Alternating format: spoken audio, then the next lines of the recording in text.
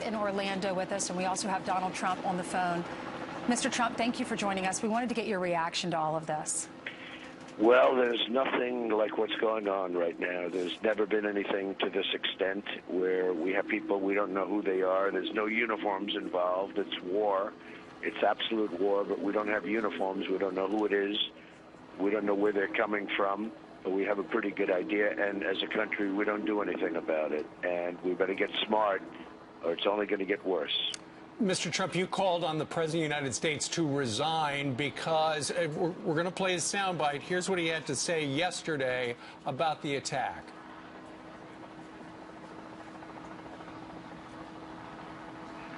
Is therefore a further reminder of how easy it is for someone to get their hands on a weapon that lets them shoot people in a school or in a house of worship or a movie theater or in a nightclub. And we have to decide if that's the kind of country we want to be. So, Mr. Trump, the president called for more gun controls. He also said it was terror, and he said it was a hate crime, but he did not say it was Islamic terrorism. And for that reason, you say he should quit. He doesn't get it, or he gets it better than anybody understands. It's one or the other, and either one is unacceptable, number one. And number two, calling on another gun ban. I mean, this man has no clue. First of all, the shooter was licensed, so he went through all the procedures. He was fully licensed to have a gun, so he would have passed the test that the president would have thrown up there. It's so ridiculous. This is a mentality. This is a state, and you have thousands of shooters like this with the same mentality out there in this country, and we're bringing thousands and thousands of them back into this country and into the country every year. We're allowing them to come into the country. You mean refugees? I'm talking about people coming in from Syria where we have no idea who they are. We have no idea as to paperwork, as to where they came from. This could be the all-time great Trojan horse. This could be, the legend of the Trojan horse. This could actually be it. I used to say it with a smile. I used to say maybe, is it possible at the very early stages? And the more I'm, thinking, of course, a thing like that could never happen. I'm starting to think it can happen because our politicians are so inept and so incapable, and our leadership, especially at the top, is just, they don't know what they're doing. And we're allowing people to come into our country that are no different than this maniac, which I don't know how many people are going to end up dying from this, but no different than this maniac that just did this to us yesterday. So, Mr. Trump, you say that the president should resign, and you say Hillary Clinton, if she can't say it, she should just bow out of the race? She's a weak person. She's weak on so many different levels. I just see where the Secret Service agent said she should never be president. He called her almost like a maniac. She is not the right person, especially in these times. These are times where you need solidity, where you need you need smart. Right. You have to have smart, but you need something so much different than her. She's just following his exact line. She won't utter the words either radical Islam. She won't even utter the words. He won't utter the words. Unless you know the words and unless you know what's going on, you're never going to solve the problem. Brian? So, Donald Trump, this is Brian Kilmeade. And by the way, we just watched a Tahoe pull up with flashing lights. That could be the FBI coming right down the block. And we'll see. And then they'll walk over to my left. So we'll interrupt. I'll interrupt myself and tell you to go to the press conference live. But yesterday, we understand, Donald Trump, the imam from the Islamic Center of Fort Pierce said where Mateen spent some of his time, the would-be killer. He said there are a lot of positive effects from a potential Donald Trump presidency. The imam said he didn't think Trump would be as scary for Muslims as people think. What's your reaction to that? I think he's right. I know Muslims, and I think I've been given a bad rap. But I did call for a ban. We can't let people from Syria in, and I'm all for helping with safe zones in Syria and building and, where people can live. We can't have it in our country, Brian. Something's going on, whether it's in the religion, whether it's outside of the religion. It's not maybe for us to know right now, but we can't allow thousands, and I don't mean thousands, tens of thousands of people are pouring into our country, and many of them are no different than this guy yesterday who created this horrible act. Well, Donald, let me ask you follow up with that. If you think that they're trying to hit soft targets, they're not trying to take on our military, they can't and survive. So if they're going to hit soft targets, what's your message to the American people about going to clubs, about going to the beaches, about going to these major events, to Disney down the road? Where does Donald Trump find the balance? Well, you go, and you don't let them disrupt you. You just have to go, and you have to be brave. But we have to be very strong with our military, with our security. We have to be extremely strong. We have to be very strong in terms of looking at the mosques, you know, which a lot of people say, oh, we don't want to do that. We don't want to do that. We're beyond that. Brian, that man yesterday was sick with hate. You have many, many people, thousands of people already in our country that are sick with hate. And people that are around him, Muslims, know who they are, largely. They know who they are. They have to turn them in. They know who they are. They see them. Like in the case of San Bernardino, there were bombs all over the floor. Many people saw the bombs. Those bombs weren't there as play toys, and they could have been reported long before San Bernardino took effect. Nobody's reporting these people. Now, Mr. Trump, we've traveled across the country asking people covering the primaries why you're their favorite pick, why you became the nominee, and they're all saying because you're not politically correct. You say what's on your mind. But when you talk to individuals and you ask them, why wasn't this guy caught? Many people said they saw the red flags. They were just scared because of political correctness to come forward and call the cops on this guy. What's your message now for America, who has been so fearful because they didn't want to be called Islamophobic? They have to report these people. These people are out there. Many, many people are out there with worse intentions than what this guy had. Worse. And they're out there. And people in his community and their community, they know who the people are. In some cases, they're married to them. But they know who these people are. Almost in every case, they know who they are. They brag about it. They talk about it. Other people know. Yep. People knew that this guy was going to create a bad act. They have to turn him in. If they don't turn him in, we are never going to be able to get along. It's going to be an impossible situation. Donald Trump, ISIS Radio put out a statement that this particular shooter, Omar Mateen, who the deadliest mass shooter in American history, he was a soldier of the caliphate in America. So they're saying the caliphate now extends into the United States. And we have talked a little bit about that in the past. But given the fact that they have struck us here, should there be a military response overseas? Yes, there should. We have to really increase the bombing. But you just said something that's even more amazing. ISIS Radio. How do we allow them to have radio? Think of it. How do we allow them to have radio? Now, with radio, you know where the signals are coming from. It's not hard to find out where the signals are coming from. How do we allow them to have radio? They have a radio station where they say what they're going to be doing, and they give great praise to people that did acts like what happened yesterday. It's inconceivable that you could make a statement like that where we're talking about ISIS radio. Sure, and a lot of this is also on the internet. They can broadcast over the internet, and you can't tell where it's coming from. Right. But well, what we sort ought of to knock out their internet capability. And, you know, I've heard people, liberals, saying, oh, we can't do that. We're talking about freedom of speech. How could you do that? You're stopping speech. And we're talking about ISIS. I mean, it's the most incredible thing. We have to knock out their internet capability. Okay, that's one thing on the list. But what about the military strike? Where would you strike overseas? I'd strike, well, you know, they know. We have generals, and I've been with them, and I've talked to them. We have generals that feel we can win this thing so fast and so strong, but we have to be furious for a short period of time, and we're not doing it. I mean, I said go after the oil, hit the oil. They announce when they're going to hit the oil because they want the people to leave their trucks. I mean, the whole thing is so ridiculous.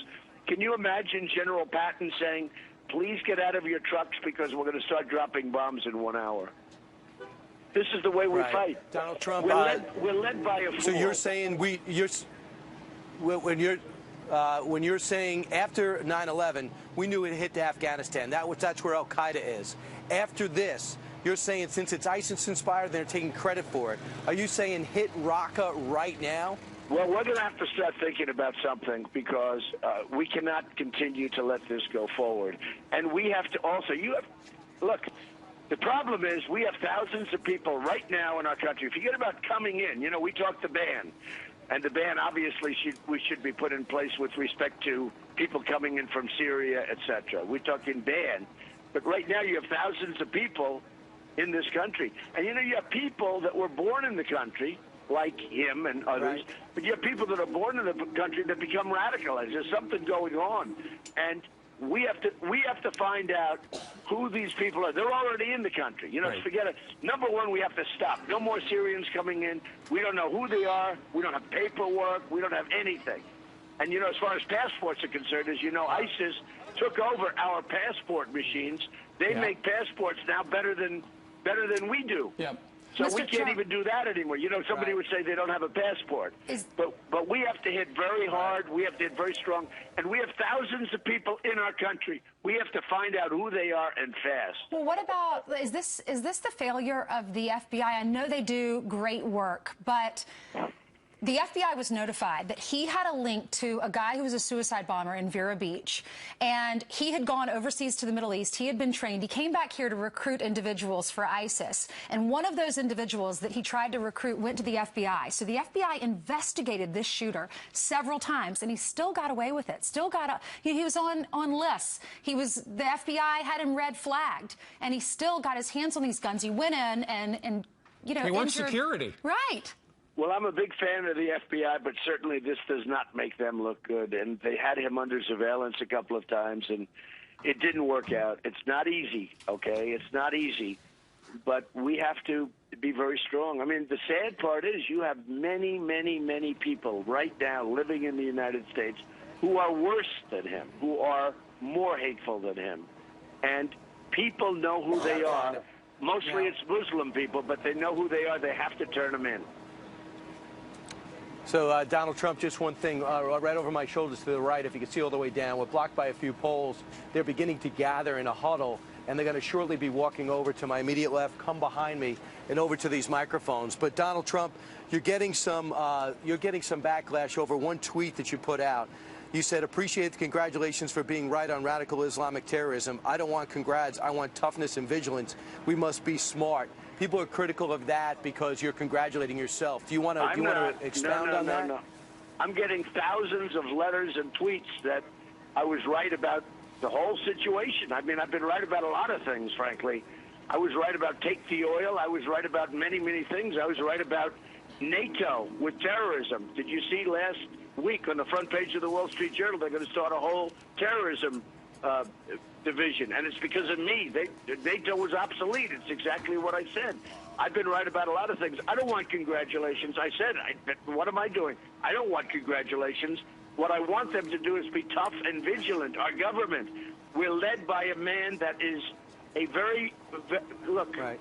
We're led by a man that either is not tough, not smart, or he's got something else in mind. And the something else in mind, you know, people can't believe it. People cannot they cannot believe that President Obama is acting the way he acts and can't even mention the words radical Islamic terrorism. There's something going on. It's inconceivable. Right. There's something going on. Well, Donald Trump, what he did do yesterday, he did refer be... to it as a terror strike. He did say it was a hate crime, which makes sense because Islamic extremists hate gays, and they hate Christians, and they hate Jews, and they hate women.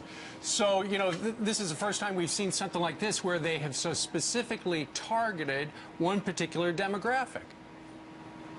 Well, I don't think it's the first time. I mean, they're looking at It's the first time they've hit a gay club in the United States. Yeah, what he's done to the LGBT. I mean, what he's done to the whole gay community is so shocking.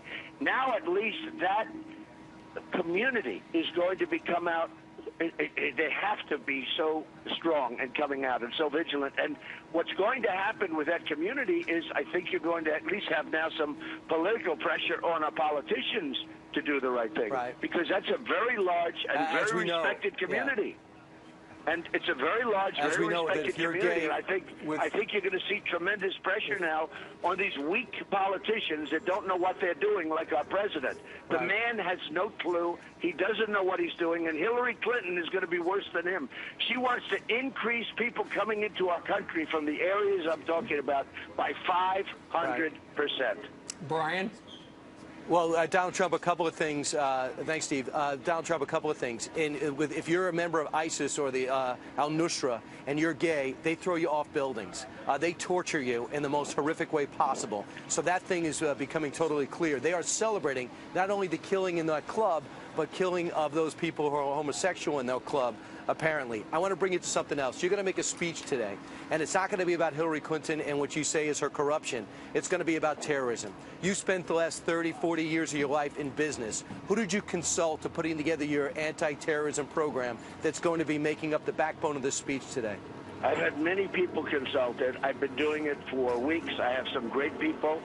In fact, I'm going to have members of the team with me. I was going to make a Hillary Clinton speech, which is easy to make because she is not the right person to be president. Believe me, she is all you have to do is speak to the Secret Service agent that, you know, that watched her and watched her under pressure. He said she was a total mess. A total mess. So I was going to do an, I guess, a Hillary Clinton speech. Right. I've changed that. We're going to be doing a speech on terror. I'm going up to New Hampshire. We're also going to have a massive rally tonight in New Hampshire. That was set up. We have thousands and thousands of people who are going to be there. And out of respect, I'm canceling that. I wanted to do it so badly, but you can't do it. I just think it's too soon. When will you do it? Do you have a preview? Donald Trump, do you have a preview of that speech? Give us an idea what's going to be in there. Are you calling for more spending for the FBI, more on counterterror? Are you looking to bolster up special ops, or do you have a sense of can you give us a preview of what you're going to be saying? Yeah, I'm calling for strength. I'm calling for intelligence. And one of the things we really have to focus on is our intelligence community, because we're not getting the right intelligence. When a guy like this, who's so openly out there, can just walk up and do what he did, we need more intelligence. We need a stronger intelligence community. And the only way we can do that in this case, having to do with radical Islamic terror, and that's the point. Obama won't do that because he doesn't want to single out this group. This group is a disaster. And the only way we can do that is through intelligence. And we have great capability intelligence-wise. You know, in New York City, we had a fantastic intelligence group set up. When our new mayor, de Blasio, he wiped it all out. It was the best in the country. He wiped it all out. He took it all out, gone, 100%. So now we don't know what's going on. That's just one example. We need very strong surveillance. We need very strong intelligence, and that's just a part of what at the local level. All right. Real quickly, when will you give that Hillary Clinton speech? I believe it's around 2 o'clock. It's going to be in New Hampshire. Oh, so that'll be the speech today, not the Hillary Clinton speech. That'll be later. You said the Hillary Clinton speech. Yes. That'll be sometime probably next week. I just didn't think it was appropriate to do it. Look, she's a disaster. What do I have to do? I don't even have to speak about her. She's a total disaster. She wants more people to come in now. She wants more people from Syria to come in by 500%. And again, we have no idea who they are, and many of them are worse than the guy from yesterday that created this horrible act. So she would not be good for our country, that I can tell you, folks. She also did not mention radical Islam. And she won't mention it because she's afraid to mention it, because her boss will be angry at her, and her boss has tremendous power over her, and you know why that is, okay? All right. Donald Trump, in his first comments live on the air since the massacre in Orlando. Donald Trump, thank you very much. Okay. Thank you very much. Thank you. We'll be watching.